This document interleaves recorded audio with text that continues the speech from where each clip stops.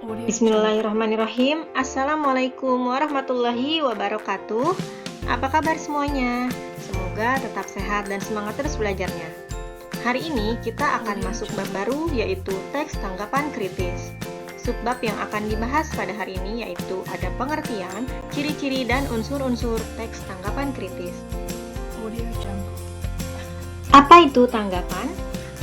Tanggapan itu berupa pujian, kritikan, maupun saran.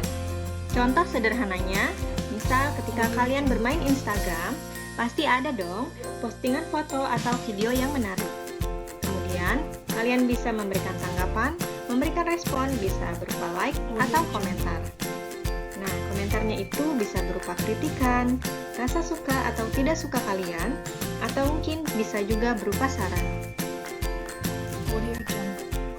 Nah, di sini ada pengertian tanggapan menurut Kamus Besar Bahasa Indonesia, bahwa tanggapan adalah sambutan terhadap ucapan, baik kritik maupun komentar, mengenai sesuatu yang diterima oleh panca indera, maupun dari bayangan dalam angan-angan.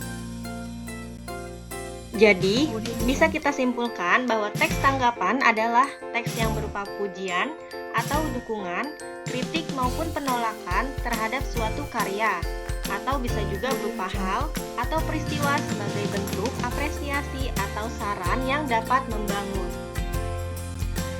Selanjutnya yaitu ada ciri-ciri teks tanggapan. Yang pertama, teks tanggapan berisi penilaian.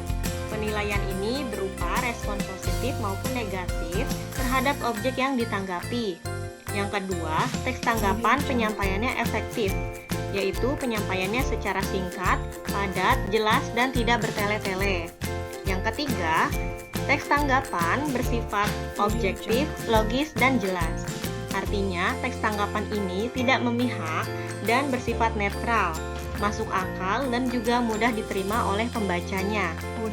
Dan ciri yang terakhir yaitu disusun secara kronologis, yang artinya teks tanggapan ini berurutan berdasarkan struktur yang ada.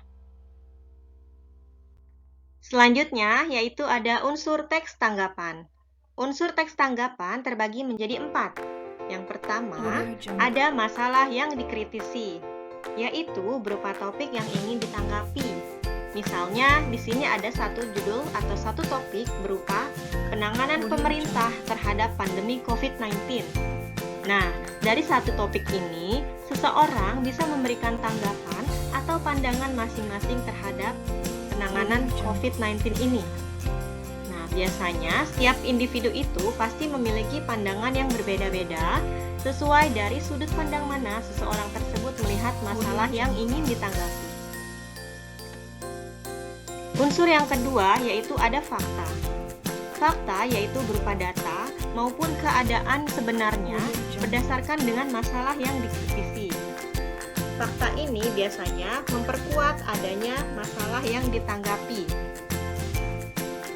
Unsur yang ketiga yaitu ada opini.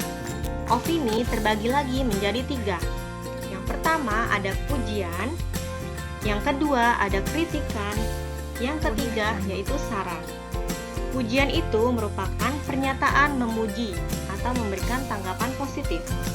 Yang kedua, kritikan atau memberikan hasil kritik berupa tanggapan negatif.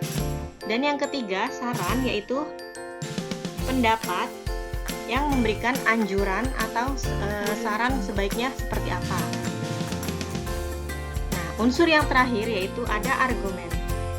Argumen adalah alasan yang dapat dipakai untuk memperkuat atau menolak suatu pendapat atau gagasan. Nah, argumen ini terbagi lagi. Yang pertama, ada argumen untuk memperkuat pujian. Yang kedua, argumen untuk memperkuat kritikan.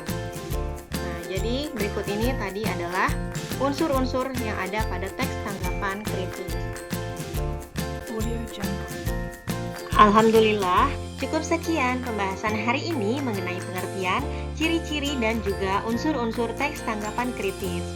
Terima kasih telah menyimak videonya. Semoga dengan adanya video ini bisa bermanfaat untuk semuanya. Jika masih ada pertanyaan, silakan kalian bisa tanyakan di kolom komentar. Kita bertemu lagi di pertemuan berikutnya, insya Allah. Terima kasih semuanya. Wassalamualaikum Waalaikumsalam. warahmatullahi wabarakatuh.